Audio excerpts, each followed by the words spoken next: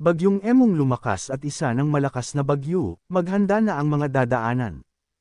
Mabilis na lumalakas ang ngayoy Typhoon Emong at may lakas ng 130 km per hour at bagsong papalo sa 150 km per hour habang kumikilos patimog silangan, ayon sa US Joint Typhoon Warning Center. Ang typhoon o malakas na bagyo ay katumbas ng Signal Number 4. Posible pa itong lalong lumakas habang nasa karagatan sakop ng Ilocos Region at Pangasinan. Ramdam na rin ang malalaking alon doon, kaya't maging handa na sa storm surge na posible netong idulot.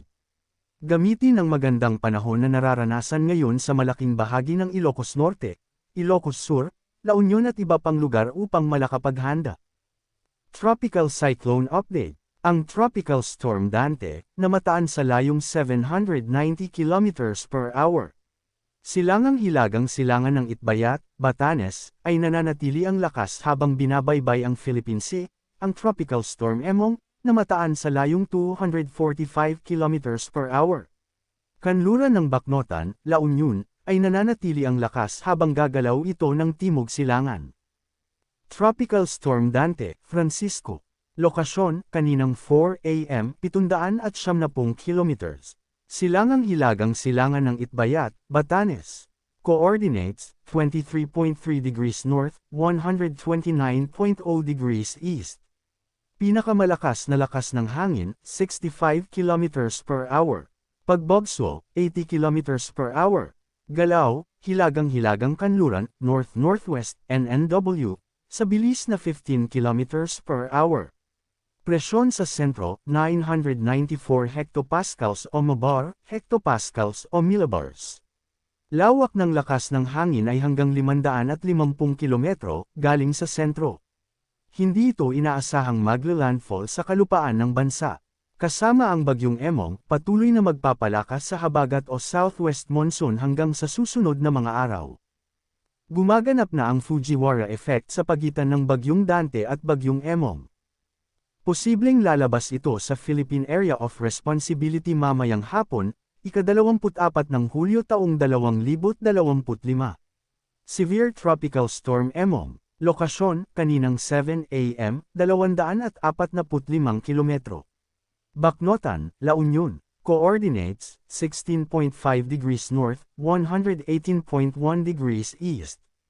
Pinakamalakas na lakas ng hangin, 110 km per hour. Pagbagso, 135 km per hour. Galaw, timog-timog kanluran, south-southwest, SSE, sa bilis na 15 km per hour. Presyon sa sentro, 980 hectopascals o mabar, hectopascals o millibars. Lawak ng lakas ng hangin ay hanggang 220 km, galing sa sentro.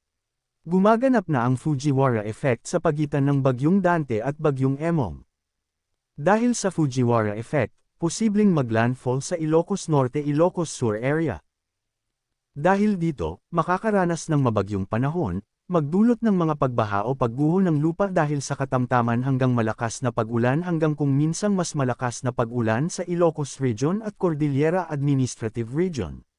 Minor hanggang katamtaman na banta sa buhay at ari-arian dahil sa malakas na hangin. Dahil dito, makakaranas ng maulan at pabugsong hangin, magdulot ng mga pagbaha o pagguho ng lupa dahil sa katamtaman hanggang malakas na pag-ulan hanggang kung minsang mas malakas na pag-ulan sa Batanes, Cagayan, Isabela, Zambales, Tarlac, at Nueva Ecija. Minimal hanggang minor na banta sa buhay at ari-arian dahil sa malakas na hangin. Samantala, makakaranas ng maulap na kalangitan na may posibleng kalat-kalat na pag-ulan, pagkidlat, at pagkulog na posibleng magdulot ng mga pagbaha o pagguho ng lupa dahil sa katamtaman hanggang minsang malakas na pag-ulan sa nalalabing bahagi ng Cagayan Valley. Kasama ang Bagyong Dante, patuloy na magpapalakas sa habagat o southwest monsoon hanggang sa susunod na mga araw. Southwest monsoon o habagat, nakakaapekto ito ngayon sa nalalabing bahagi ng bansa, kabilang ang Bicol Region.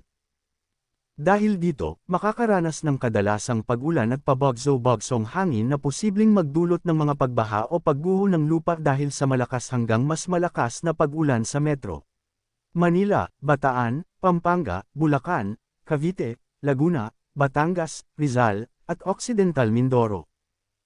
Dahil din dito, makakaranas ng paminsan-minsang pag-ulan at pabagso-bagsong hangin na posibleng magdulot ng mga pagbaha o pagguho ng lupa dahil sa katamtaman hanggang malakas na pag-ulan sa nalalabing bahagi ng Western Visayas, Nueva Ecija, Aurora, Quezon, rest of Mimaropa, Camarines Sur, Albay, Sorsogon, at Masbate.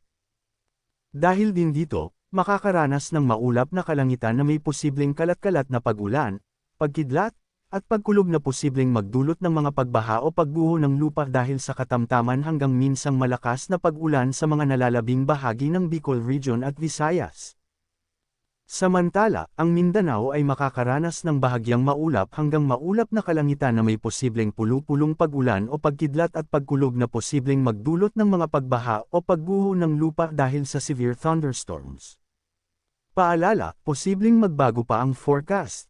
Ay pinapaalalahanan ng lahat na manatiling updated sa lagay ng panahon at sa posibleng tatahakin at magiging lakas ng sama ng panahon sa susunod na mga araw. Manatiling nakatutok sa Weather Balita para sa bago pang updates, don't forget to subscribe.